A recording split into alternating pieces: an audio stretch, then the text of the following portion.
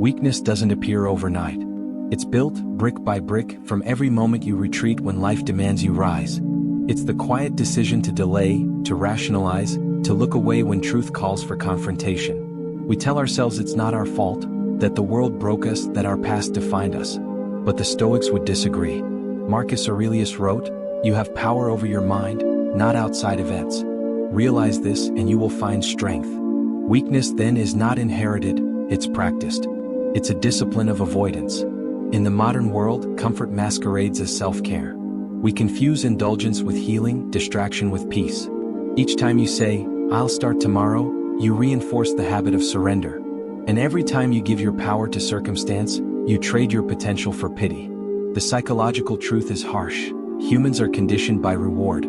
When you choose comfort, your brain rewards you with temporary relief, a hit of dopamine that tells you you've made this safe choice. But the price of safety is sovereignty. The mind becomes addicted to avoidance. You become a slave to ease. The Stoics called this moral decay. Seneca warned, "It is not the man who has too little, but the man who craves more that is poor." The craving isn't for wealth, it's for comfort, for validation, for escape. Weakness thrives in those cravings. To reverse it, you must rewire your reward system. Celebrate difficulty. Praise the act of resistance. The smallest defiance against comfort, waking early, embracing cold, rejecting excuses, becomes a spiritual rebellion. You begin to train your mind to love what others avoid. And when that shift occurs, weakness loses its roots, because it can't survive in the soil of self-respect. And once you see weakness as a choice, you'll realize how deeply it's infected your daily life, from your routines to your beliefs. Weakness isn't a genetic flaw, it's a behavioral habit reinforced by comfort and avoidance. The path to strength begins when you stop excusing your surrender and start choosing the harder road, deliberately, repeatedly, and without apology. Comfort looks harmless, soft beds, easy food, endless scrolling, but it's the most addictive drug of our generation. It doesn't destroy you instantly. It seeps in slowly like a fog, gentle, quiet, convincing. You don't feel it take your strength. You just stop hungering for more. You stop reaching. You stop fighting. And one day you mistake comfort for peace. But the Stoics warned us centuries ago. Seneca wrote, "Softness comes from luxury." And luxury doesn't always mean gold and wine. Sometimes it's a warm blanket when you should be working, or the familiar glow of a screen when silence demands reflection. The mind adapts to ease. It builds tolerance. What once felt like rest becomes routine. And soon rest turns into rust. You lose the taste for resistance. Your body weakens, your will dissolves, and you call it balance. But it isn't balance, it's decay disguised as rest. Modern psychology proves this. Dopamine, the chemical of desire, no longer rewards challenge. It rewards convenience. Every notification, every indulgent bite, every moment of escape rewires your brain to seek the path of least resistance. Your nervous system becomes allergic to stillness and pain. You crave relief more than progress. The Stoics understood this trap. They sought discomfort intentionally, fasting, cold, solitude, not out of self-punishment but purification.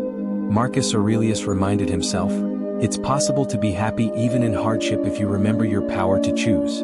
Comfort kills that power. It robs you of the sacred struggle that builds meaning. Because life without resistance is not peace, it's paralysis. You might think you're resting, but comfort never truly lets you rest. Keeps you numb.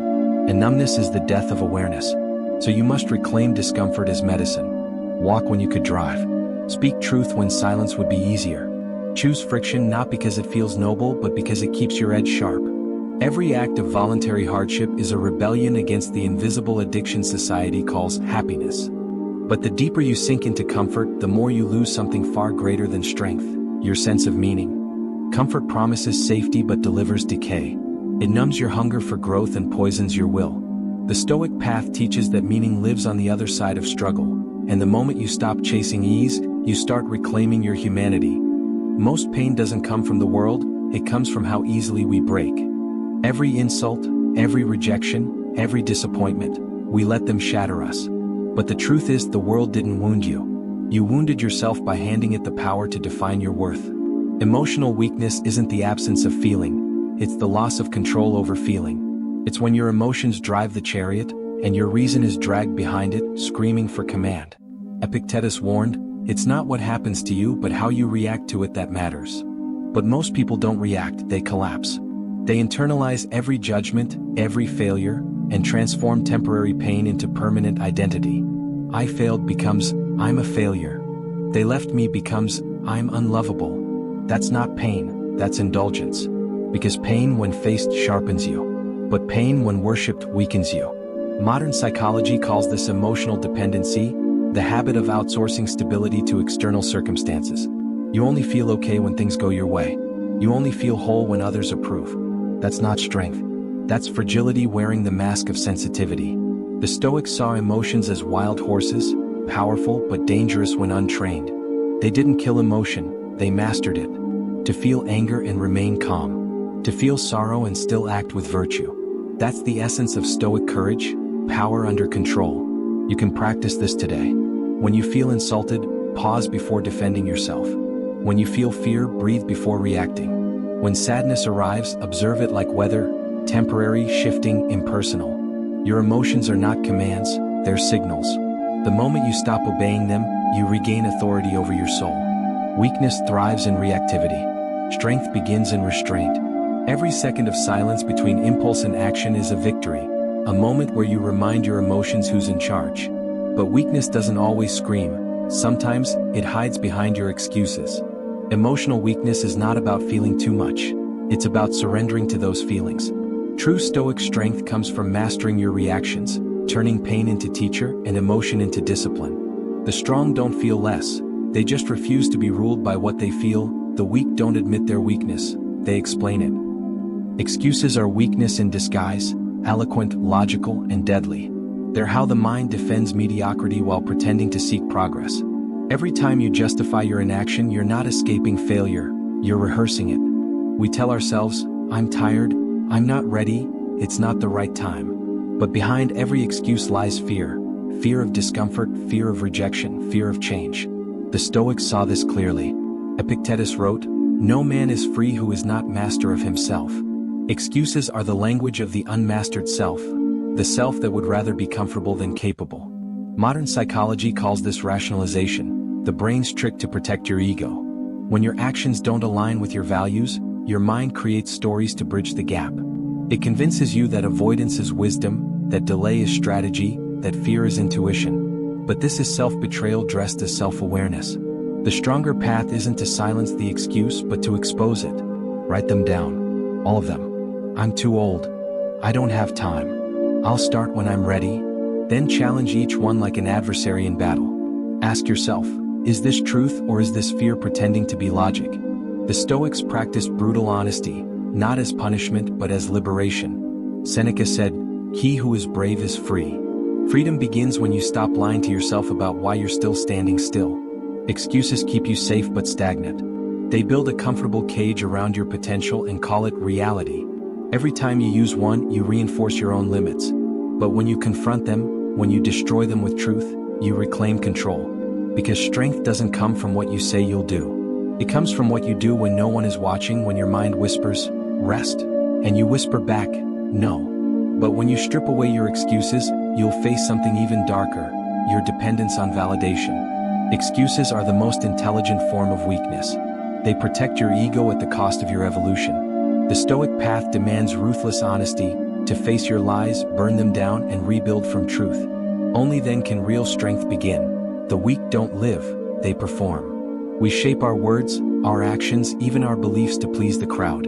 We wear masks, different ones for every room, every audience, every silence. But behind all the performance lies a single truth. We've traded authenticity for approval.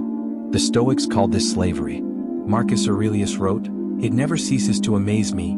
We all love ourselves more than other people, but care more about their opinion than our own." Weakness begins where self-trust ends. The moment you seek validation, you hand your freedom to the crowd. Modern psychology describes this as externalized self-worth, a state where your value depends on others' reactions. The likes, the praise, the acceptance, they become the oxygen your ego breathes. But here's the tragedy. Once you need it, you'll always chase it. You become predictable, moldable, obedient to perception. And slowly you forget who you are without applause. The Stoic mind stands alone.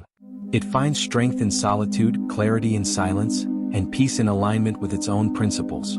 You cannot serve truth if you are owned by opinions.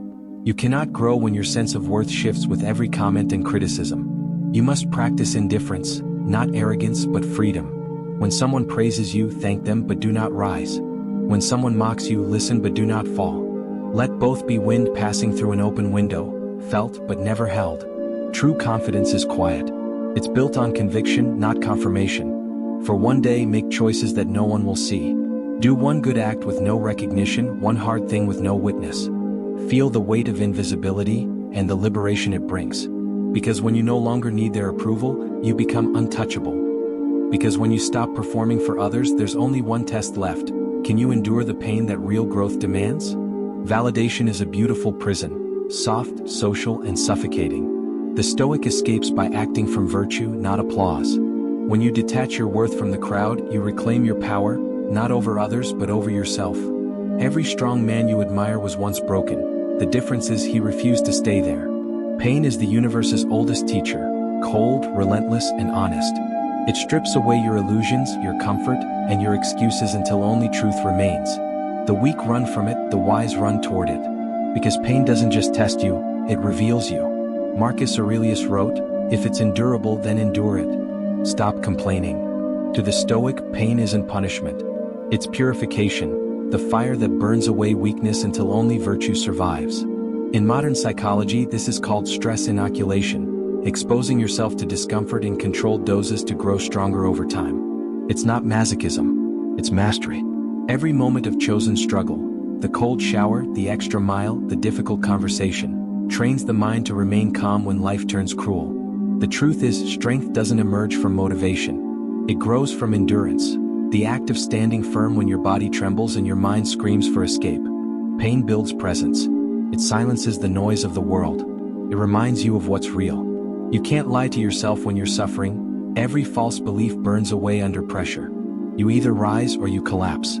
And if you rise even once, the next storm will never look the same again. The Stoics didn't seek pain for glory, they embraced it to understand themselves. They knew that a man who avoids pain avoids power. Because every comfort you cling to is a chain, and every hardship you endure is a key. When life hurts, don't ask, "Why me?" Ask, "What is this shaping in me?" That one question transforms pain from torment into teacher, from enemy into ally. And once you learn to love the pain, to welcome it as your greatest forge, there's only one truth left to face. Pain is not your opponent, it's your initiation.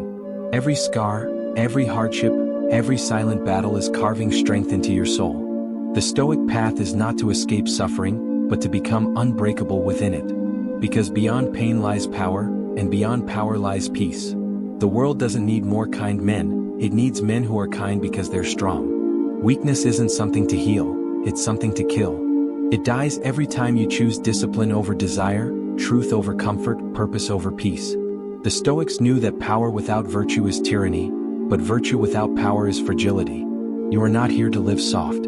You are here to live sovereign. To meet life with a calm that terrifies chaos.